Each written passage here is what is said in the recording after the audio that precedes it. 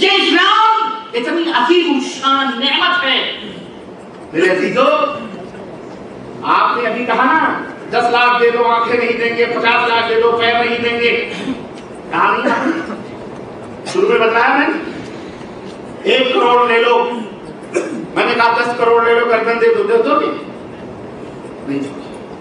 لیکن ایک نعمت ایسی ہے جس کے لیے ہاتھ تو ہاتھ ہے، آنکھ تو آنکھ ہے، کان تو کان ہے، پیر تو پیر ہے. ارے میاں، نبی کے دوستوں نے اپنی گردنوں کے نذرانے اس نعمت کو حاصل کرنے کے لیے پتا ہے وہ کون سی نعمت ہے؟ وہ اسلام. وہ اسلام ہے جس کی نعمت کے لیے ماں نے اپنے ننھے منھے ریت کر کے بچے اپنی گود میں لے کر مدنی تاجدار کی خدمت میں حاضر ہوئی اور کہا جہاد کا اعلان ہو چکا ہے، پیغمبر صاحب میری کوئی نرینہ اولاد نہیں جو پیروں سے چلنے والی نہیں، جوان نہیں، میرے پاس صرف ایک میری اولاد ہے، اس کا بھی نام فوجیوں کے اندر درج فرما لیجیے. اللہ کے نبی نے اس ننھے منھے بچے کے سر پہ ہاتھ رکھا اور کہا بیبی یہ تو چل بھی نہیں سکتا، یہ گھوڑے کے اوپر کیا بیٹھے گا، یہ تلوار کیا اٹھائے گا، یہ تو ننھا منھا بچہ ہے، اسے تم کیوں جہاد کے اندر نام درج کروانا چاہتی ہو. اس ماں نے کیا کہا تھا؟ اس ماں نے کہا اے اللہ کے حبیب، میں جانتی ہوں، میں سمجھتی ہوں کہ میرا بیٹا گھوڑے پہ سوار نہیں ہو سکتا، پیر سے زمین پر نہیں چل سکتا، میرا بیٹا تلوار نہیں اٹھا سکتا، لیکن اتنا تو ہو سکتا ہے نا کہ جب میدان کارزار گرم ہو اور کوئی دشمن اسلام، کوئی اسلام کا دشمن میرے نبی، میرے حبیب کی طرف تلواریں لے کر آپ کی گردن کاٹنے کے لیے چلے، پھر میرے ننھے منھے بچے کو آگے کر دیا جائے، میرے بچے کی گردن کٹ جائے، میرے نبی سلام. یہ تو ہو سکتا ہے. یہ وہ نعمت تھی اسلام کی جسے جان بھی دے کر کے حاصل کیا جا سکتا تھا. جو جان مانگو تو جان دیں گے، جو مال مانگو تو جان مال دیں گے، مگر نہ ہوگا یہ ہم سے ہرگز نبی کا جاہو جناب، کبھی نہیں ہو سکتا ہے. اسلام وہ دولت ہے جس کے لیے سب کچھ قربان کیا جا سکتا ہے، لیکن اسے ضائع.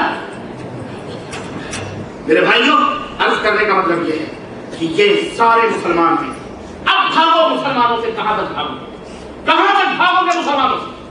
اور یہ کروڑ نمازی، چند لوگوں نے بم بلاسٹنگ کی، چند لوگوں نے غلطیاں کی یا کیا کی، وہ ان کی اپنی سوچ ہے، اپنی فکر ہے، اس کو انہوں نے جہاد جیسے مقدس لفظ کو استعمال کیا جبکہ اسے اسلام میں جہاد نہیں کہا جا سکتا. ان کی خطا، ان کی غلطی ہو، لیکن اس کی پاداش میں یہ 1.5 ارب نمازیوں کو دہشت گرد کہہ دیا جائے، ٹیررسٹ کہہ دیا جائے.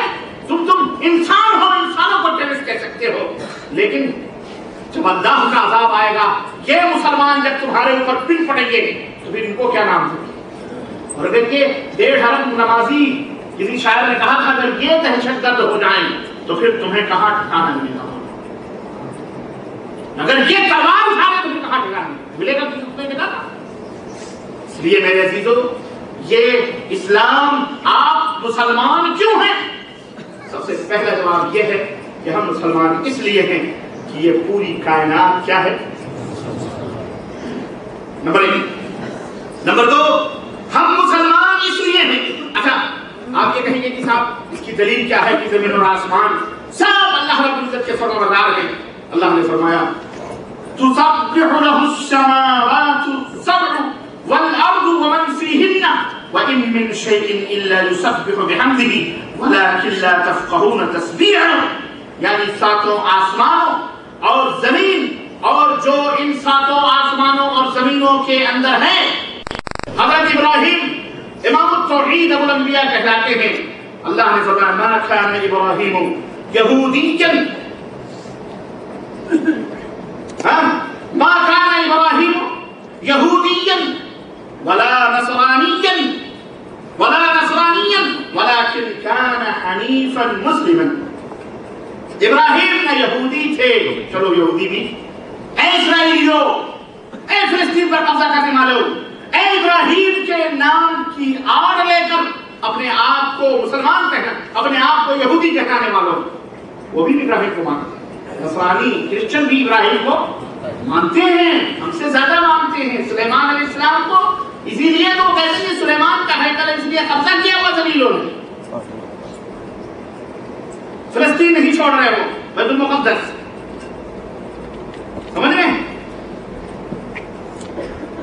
وہ بھی یہ نصارہ کرسچن یہ روم یہ یورپ یہ مغرب جو اپنے آپ کو کرسچن کہتے ہیں, عیسائی نہیں کہنا چاہیے. عیسائی بولو نہیں کہنا چاہیے, ان کو نصرانی کہنا چاہیے. کیا کہنا چاہیے؟ نصرانی.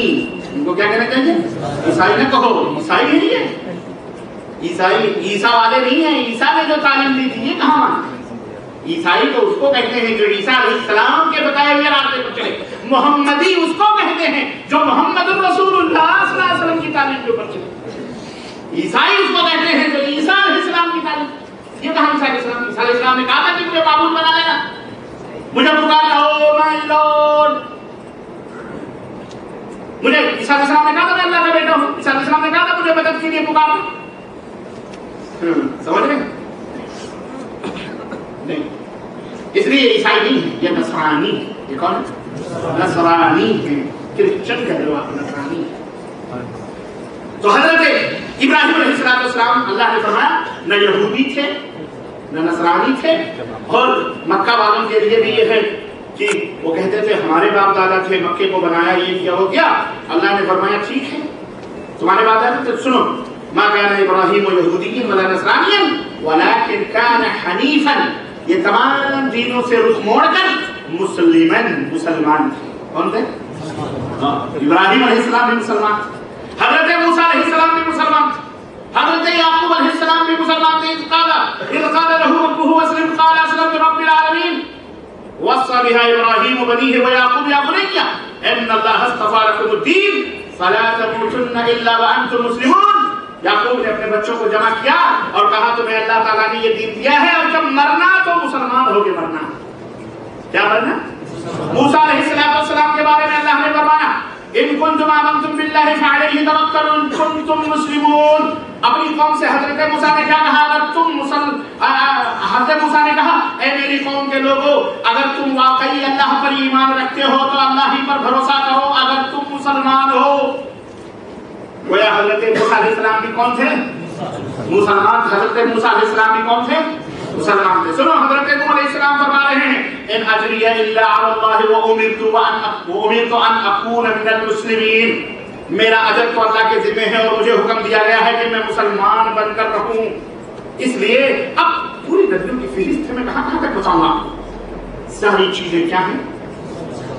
اس لیے ہم بھی نبیوں کا راستہ ہے, رسولوں کا راستہ ہے, پوتر لوگوں کا راستہ ہے, رشیوں کا راستہ ہے, منوں کا راستہ ہے. اے یہودیوں, اے نصرانیوں, اے ہندوؤں, اے زردشتیوں, اے بھشتوں, آؤ ہم جس راستے پر ہیں یہ نبیوں کا راستہ ہے, یہی رسولوں کا راستہ ہے, یہی رشیوں کا راستہ ہے, یہی منوں کا راستہ ہے اور یہی صالحین کا, یہی اولیاء کا, یہی شہداء کا یہی راستہ ہے. آؤ ہمارے پیچھے پیچھے, یہی راستہ تمہیں مکتی دے سکتا ہے, نجات دے سکتا ہے, سورگ میں پہنچا سکتا ہے, جنت میں پہنچا سکتا ہے. اس لیے ہم بھی کیا ہیں؟ آیا جواب سمجھنے کی نہیں آتی. اللہ اکبر. اب سوچو اللہ نے آپ کو کتنی بڑی نعمت عطا فرمائی, کتنی بڑی نعمت. سنو اس لیے ہم مسلمان ہیں, اس لیے ہم مسلمان ہیں کہ اللہ تبارک و تعالیٰ نے اسلام کو ایک مقدس درخت سے تعبیر فرمایا اور فرمایا کہ اصلها ثابت وفرعها في السماء. یہ اسلام ایک ایسے درخت کی مانند ہے جس کی جڑ زمین کے اندر ہے اور اس کی شاخیں آسمانوں سے ملی ہوئی ہیں. یعنی حبل اللہ ہے, واعتصموا بحبل اللہ جميعا.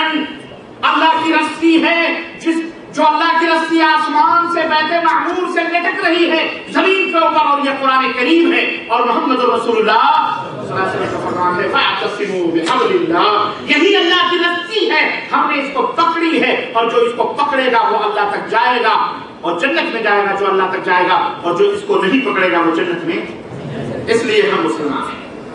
اور جہاں تک اسلامی تعلیمات کا فیصلہ ہے, اگر اس لیے ہم مسلمان ہیں کہ اللہ نے ہمیں تمام کائنات کے سامنے اپنی گردنوں کو کھڑی رکھنے کا حکم دیا اور کہا لا تسجدوا للشمس ولا للقمر.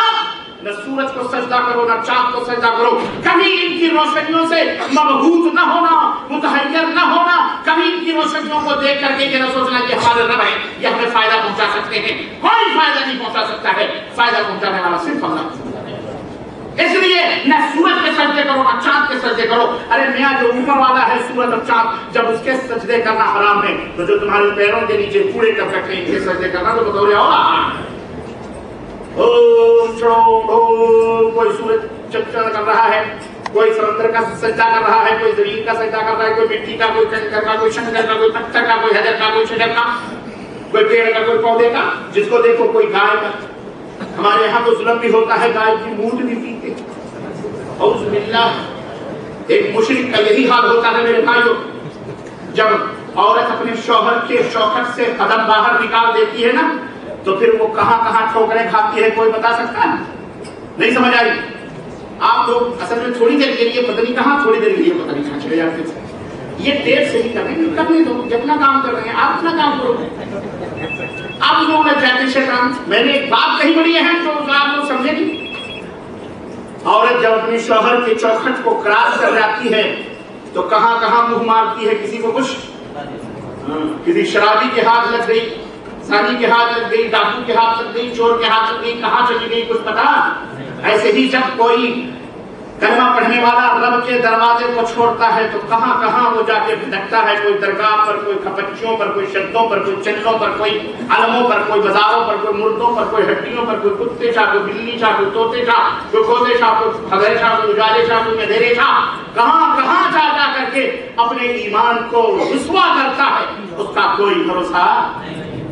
यह है मुशरिक मेरे अजीजों। लेकिन ये इस्लाम एक ऐसी दौलत है जिसने कहा किसी के सामने अपनी गर्दनों को न झुकाओ, झुकाना है तो अहकमुल हाकिमीन के सामने, वही जो चाहे कर सकता है।